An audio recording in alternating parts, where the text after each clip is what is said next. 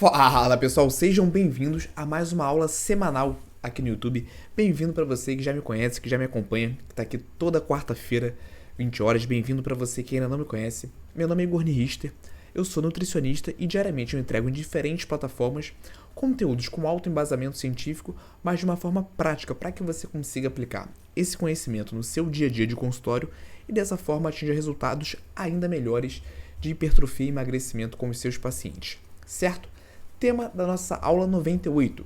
Como reduzir calorias na dieta sem comprometer a adesão do paciente. Então, provavelmente, se você já me acompanha, você já me ouviu falando que a base para o emagrecimento, né, não é o déficit calórico, certo?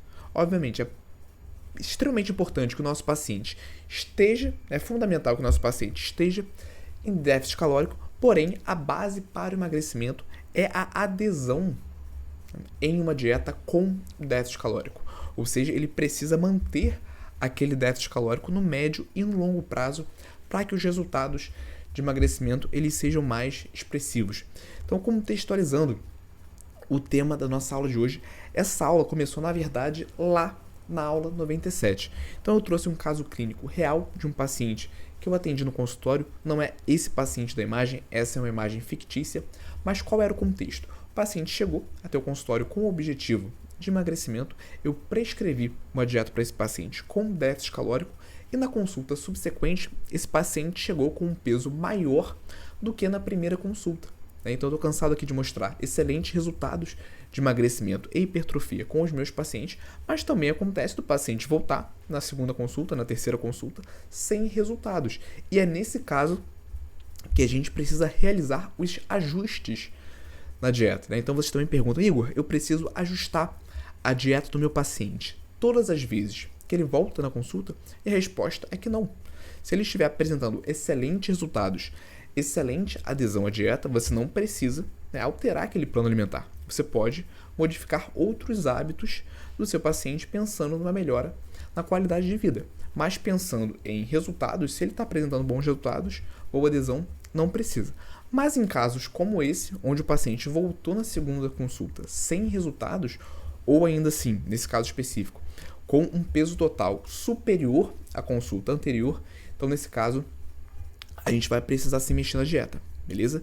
E entendendo por parte do paciente o que aconteceu, que é um passo fundamental nessa consulta de retorno, esse paciente ele me contou que ele estava fazendo muitas refeições fora do plano alimentar. Então a gente tinha combinado determinado número de refeições livres, né, com as orientações específicas para essas refeições livres, mas o paciente ele me relatou pelo motivo, né, dele trabalhar diretamente com clientes, trabalhando com vendas ali, ele precisava fazer refeições com esses clientes. Aí por conta disso, ele ficava à mercê de restaurantes e tudo mais, até porque ele não poderia levar ali uma marmita para esse almoço com o cliente, porque poderia prejudicar ali o sucesso da venda. Tudo bem? Então ele tinha ali um motivo bem plausível para não conseguir seguir o plano alimentar. Então, na aula 97, peço que você assista essa aula depois, se você ainda não tiver assistido, eu ensinei como fazer esse ajuste nas calorias, tudo bem? Então, o tema da nossa aula de hoje, ele é diferente da aula anterior, por mais que seja o mesmo caso, porque na aula anterior, eu ensinei, né, a calcular, trabalharmos com calorias. E aqui, nessa aula de hoje, na aula 98, nós vamos aprender a colocar as calorias em alimentos. Tudo bem? Uma observação importante nesse caso é que o paciente relatou sentir muita fome.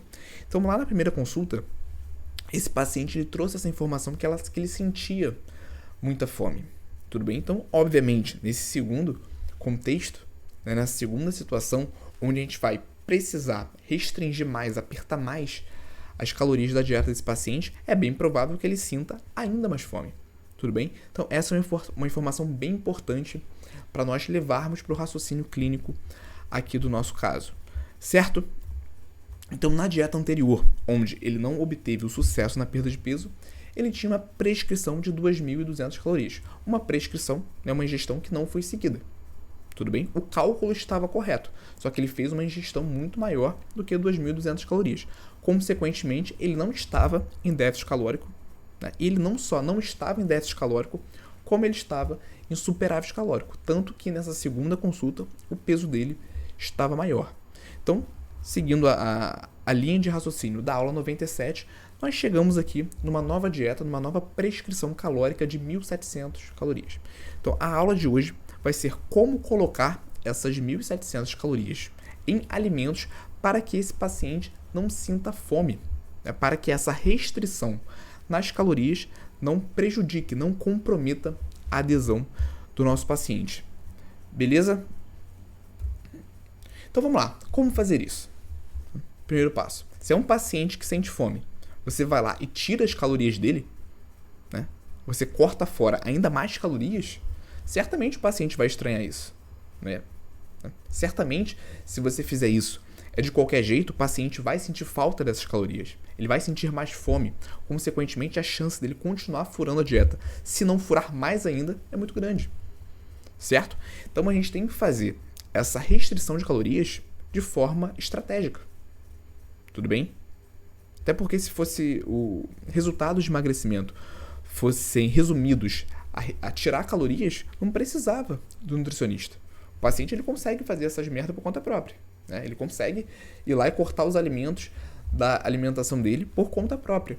Tudo bem? Então, a magia aqui vai ser fazer essa restrição, essa redução de calorias, né, de maneira estratégica. Como que nós vamos fazer isso? Nutri, vamos lá. Existe uma série de formas de nós restringirmos as calorias do nosso paciente sem comprometer a adesão. Nessa aula de hoje, nessa aula 98, eu vou trabalhar uma dessas maneiras, que é através da densidade calórica dos alimentos. Existem outras maneiras. É importante que você saiba disso. Por exemplo, aumentando a quantidade de proteínas, essa é uma excelente opção também de diminuir calorias sem comprometer a adesão do paciente, porque proteína aumenta a saciedade. Mas não é isso que nós vamos falar nessa aula de hoje. Nós vamos falar de uma estratégia específica que é alterar os alimentos da dieta para alimentos com menor densidade calórica. Tudo bem? Então é importante a gente entender isso aqui. Alimentos com o mesmo volume, eles podem ter quantidades diferentes de calorias.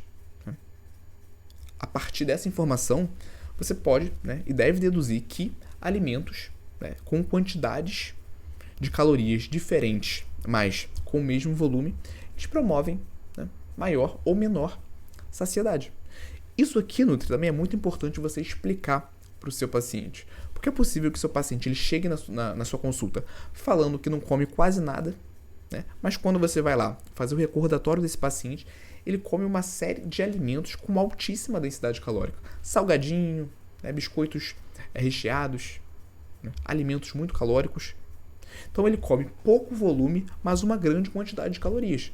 E se esse paciente ele sai do seu consultório com uma prescrição maior em relação a volume, não em calorias, mas em relação a volume, na cabeça dele isso pode parecer contra-intuitivo. Eu vim aqui para emagrecer, mas agora eu estou comendo mais, então eu não vou emagrecer. Isso ele está pensando em relação ao volume, né? Não em relação a calorias. Então explicar, entender, né? Entender principalmente o conceito de densidade calórica dos alimentos e saber inclusive explicar isso para o seu paciente é realmente um diferencial para aumentar a adesão dele, para que ele saiba que ele está consumindo um volume maior de alimentos, porém uma quantidade menor de calorias, beleza? E aqui provavelmente você já percebeu isso, mas eu uso muitas analogias para explicar diferentes conceitos para vocês. E vocês podem fazer isso no consultório também, né? Utilizar analogias para explicar esse conceito, por exemplo, de densidade calórica para os pacientes de vocês. Beleza? Então, mais uma vez, vou trazer aqui uma analogia. Se eu tenho uma caixa de papelão e eu encho essa caixa de papelão de pedras até a boca, essa caixa de papelão ela vai ter um peso, certo? Se eu pego essa mesma caixa de papelão e encho de penas, como essa aqui da imagem, essa caixa de papelão ela vai ter o mesmo volume preenchido, não é isso? O espaço é o mesmo. O espaço é o mesmo, é a mesma caixa de papelão. Ela vai ter o mesmo volume preenchido. Só que o peso vai ser muito menor. Você concorda comigo que uma caixa de papelão cheia de pedras essa caixa de papelão com essas pedras até a boca é mais pesado do que essa mesma caixa de papelão com essas penas até a boca. Tudo bem? Então, esse exemplo aqui nós conseguimos associar com o conceito de densidade calórica dos alimentos. Vamos lá. Comparando dois alimentos, né, em relação à gramatura, em relação à quantidade. Se eu tenho 100 gramas de arroz, eu tenho aproximadamente 140 calorias. Se eu tenho 100 gramas de cenoura cozida, eu tenho aproximadamente 40 calorias.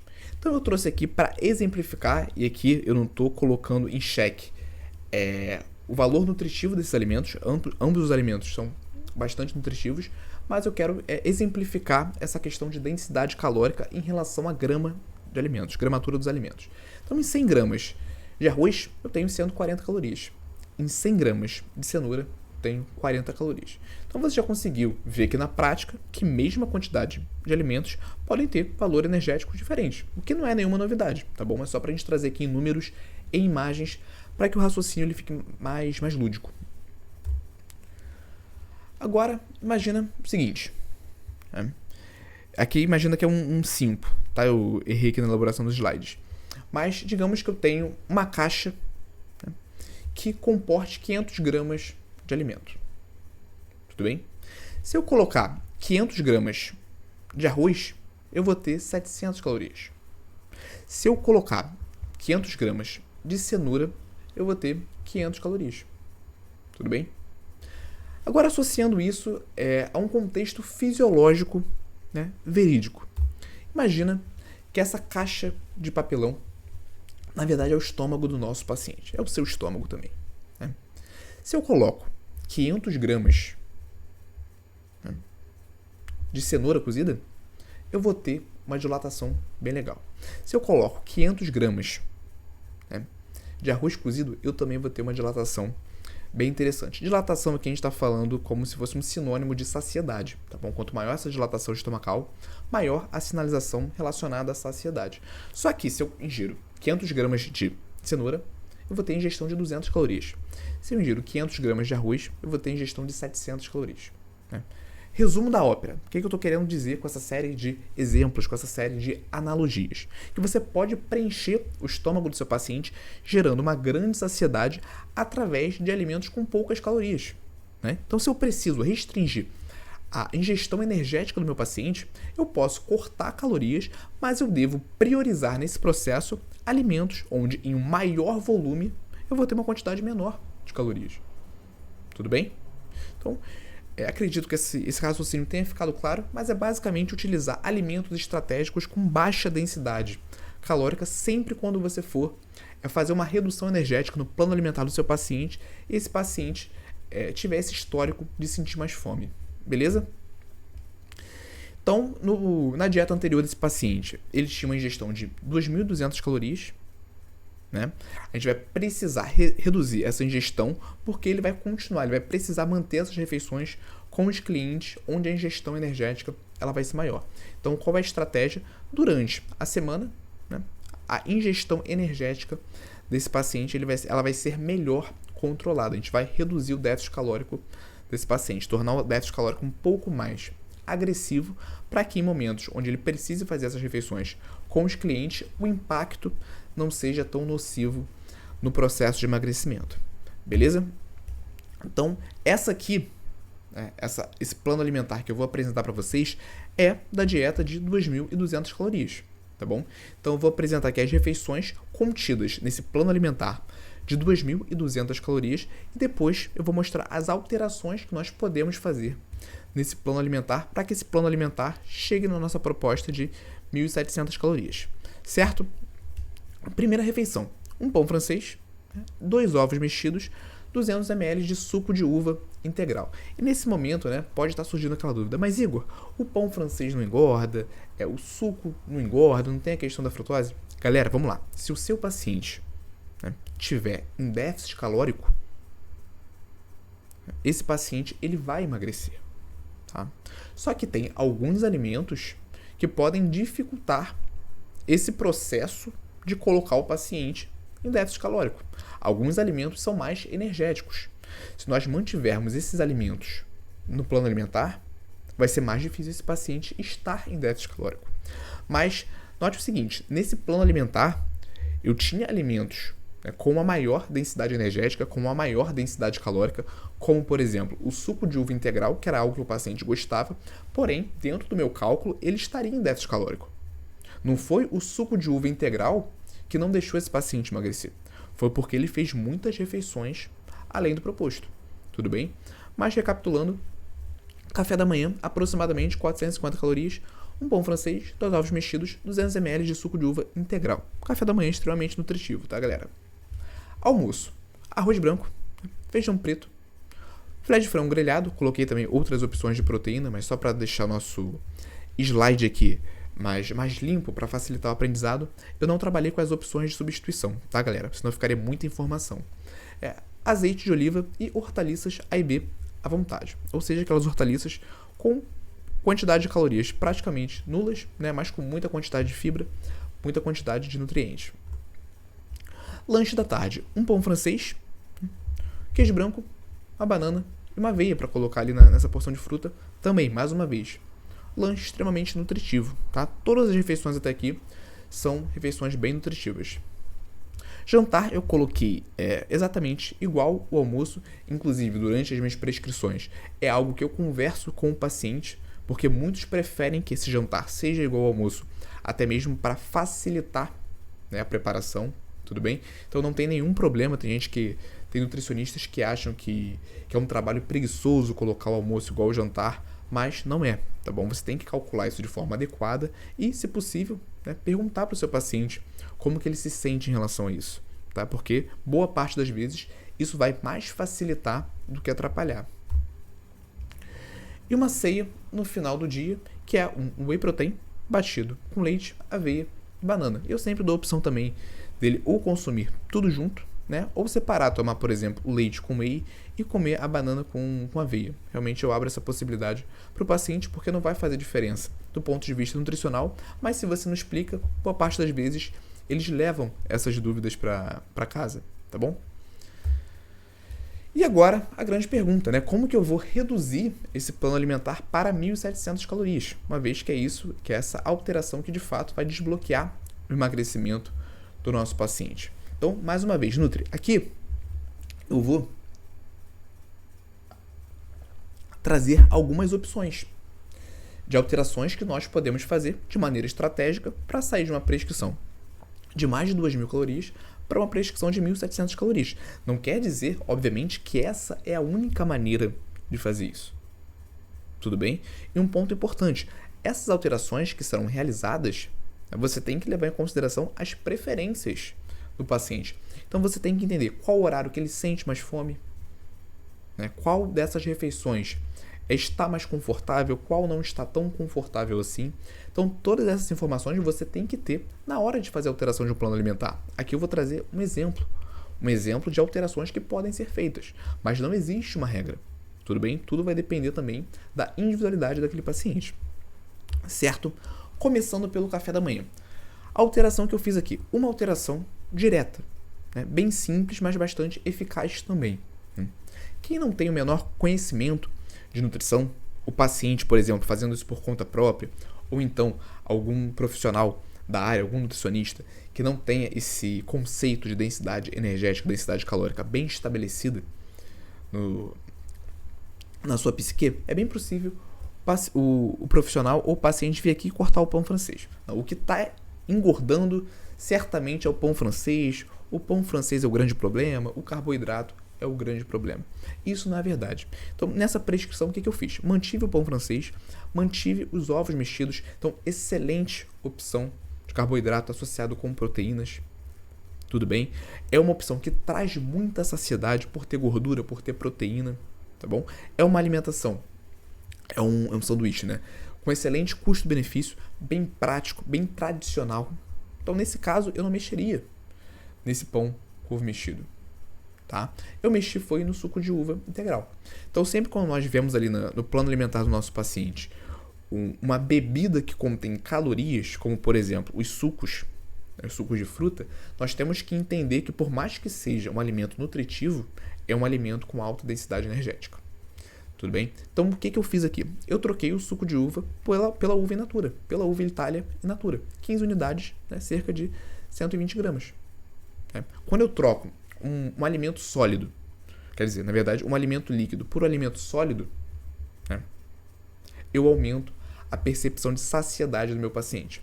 Refeições líquidas, elas têm um menor potencial, né, para gerar saciedade no nosso paciente. Então, sempre que possível, em alterações como essa, deem a preferência para alimentos sólidos, certo? E foi isso que eu fiz aqui. Com essa alteração, com essa pequena alteração, eu já consegui reduzir 100 calorias do plano alimentar do meu paciente e através dessa alteração, por mais que eu tenha reduzido o aporte energético da refeição, a quantidade de calorias da refeição, eu aumentei a sensação de saciedade nessa refeição, beleza? Comer 120 gramas de uva, né, associado ali com fibra, com água, traz muito mais saciedade do que ele tomar 200 ml de suco de uva integral. Outra refeição, o almoço. Quais as alterações que eu fiz aqui? Muita gente pegaria pesado nesse arroz, né? Zeraria esse arroz. Né? O que eu fiz aqui? Eu realmente diminuí a quantidade do arroz, mantive o feijão, muita gente também mexeria nesse feijão, né? Mantive o feijão, mantive a proteína, né?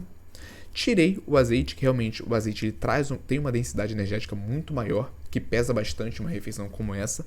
Mas olha uma alteração interessante que eu fiz aqui em relação às hortaliças A e B. Né?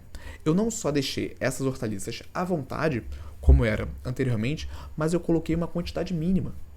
Como vocês devem imaginar, elas trazem muita saciedade. Além de muito nutriente, temos muita fibra, que traz muita saciedade ali no bolo alimentar do nosso paciente. Preenche um volume importante a nível estomacal, que vai sinalizar uma maior saciedade.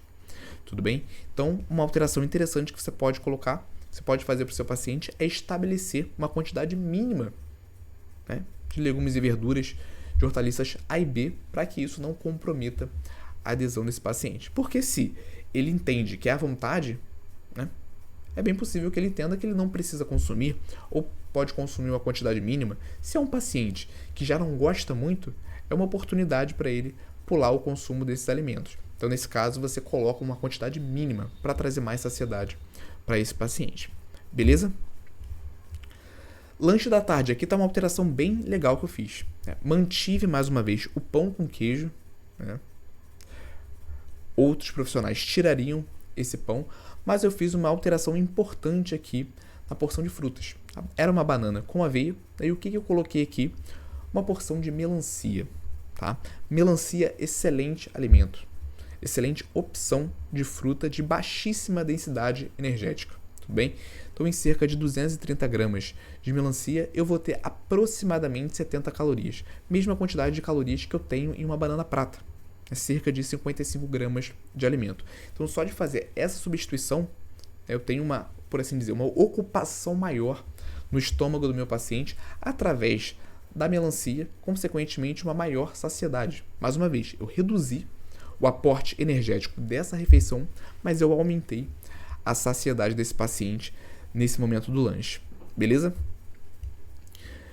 Jantar, galera, mesma coisa. Tá? Não mudei o jantar, quer dizer, mudei, mas fiz exatamente as mesmas alterações que eu tinha feito no almoço. Tudo bem? E por último, eu praticamente não mexi nessa ceia. Né? É comum nesses pacientes que a gente trabalha com uma restrição é um pouco maior, ou quando a gente aumenta a restrição, esse paciente sentir mais fome no final do dia, ou sentir uma vontade maior de comer doce ao final do dia. Então, o que eu fiz? Eu mantive esse shake, né, por mais que seja uma refeição líquida, mas eu mantive esse shake porque é uma combinação de alimentos altamente sacietogênica. Então, eu tenho aqui o leite, né, eu tenho o whey protein, né, que vai trazer uma saciedade bem interessante, bem importante para o nosso paciente. Nesse horário, eu mantive a banana, né, combina bastante com essa preparação. O shake, quando leva a fruta, né, a banana especificamente, fica com uma textura e um sabor bem interessante. Só que eu fiz uma pequena alteração aqui na quantidade de aveia. Antes eu tinha 2 colheres de sopa, agora eu vou ter 1 colher de sopa, também visando aqui aumentar o aporte de fibras. Então, por mais que seja uma refeição líquida, né, é uma refeição altamente sacietogênica. Fechei esse plano alimentar só com essas alterações em 1.750 calorias, que era a nossa proposta, né? 1.700 calorias, se não me engano, fechando ali em 1.750, isso não é um problema. Uma dieta com uma maior saciedade e uma maior adesão. Se você for comparar aqui o potencial sacietogênico dessa refeição com a refeição anterior, nós vamos ver que, inclusive, essa refeição com um aporte energético maior, ela tem um potencial sacietogênico maior do que a refeição anterior. Eu tenho aqui uma certa obrigatoriedade no consumo dos vegetais, consequentemente tem um maior aporte na gestão desses alimentos. Eu tenho uma quantidade ali de um volume alimentar no geral maior. Então é bem possível que o paciente ele não sinta diferença na saciedade, pensando aqui no curto prazo, tá? No longo prazo talvez isso tenha um impacto maior, mas pensando aqui no curto prazo, é bem possível que esse paciente não sinta diferença na saciedade ou até mesmo se sinta mais saciado com esse novo plano alimentar do que com o plano alimentar anterior, por mais que esse novo plano tenha uma quantidade menor de calorias. Certo, Nutri? Fez sentido? Então, consideramos aqui as duas justificativas principais para o paciente não estar tendo resultado. Primeiro, muitas refeições fora do plano alimentar, principalmente essas refeições que estão extremamente vinculadas com o trabalho do paciente, e esse paciente, em um primeiro momento, já relatou que sentia muita fome. Tá? Então, nesse segundo plano alimentar, é importante nós enfatizarmos isso, esse paciente ele não estava sentindo muita fome, tudo bem? Mas ele já tinha me relatado isso na primeira consulta, e é algo importante para eu considerar nesse segundo momento que eu vou precisar fazer um ajuste no plano alimentar desse paciente. Tá? Então, foram duas informações chaves que eu fiz ali na coleta de informações na consulta de retorno com o meu paciente, que foram a base tanto para o ajuste das calorias, que foi o que eu passei para vocês na aula 97, como também na escolha estratégica dos alimentos que eu ensinei para vocês aqui na aula de hoje. Beleza, Nutri? Então espero que esse conteúdo tenha te ajudado. Se fez sentido para você, já se inscreve aqui no canal se você ainda não for inscrito. Já deixa o like também nesse vídeo. Para se inscrever aqui no canal é só clicar no botão vermelho embaixo desse vídeo. Se você ainda não segue o perfil no Instagram, é só ir lá, @escola da Nutri Esportiva. Tem post novo praticamente todos os dias. Se ficou alguma dúvida também pode mandar lá pelo direct do Instagram, beleza? E reforçando aqui a nossa bandeira, a bandeira principal da Escola da Nutrição Esportiva. Aprender de fato a nutrição, ter esse conhecimento científico como a base para qualquer ajuste, para qualquer prescrição que você for fazer, aplicar tudo isso que você está aprendendo no seu dia a dia de consultório. Não adianta também você ficar aprendendo e não levar isso para a prática no seu dia a dia e dessa forma transformar a vida dos seus pacientes. Tudo começa aqui. Método infalível de estudo, bundinha na cadeira. É o processo realmente de aprendizado. E se você chegou até o final desse vídeo, certamente você está fazendo muito bem essa primeira etapa. Então, mais uma vez, agradeço a atenção de todos vocês que ficaram comigo até o final desse vídeo e até a próxima, até quarta-feira que vem.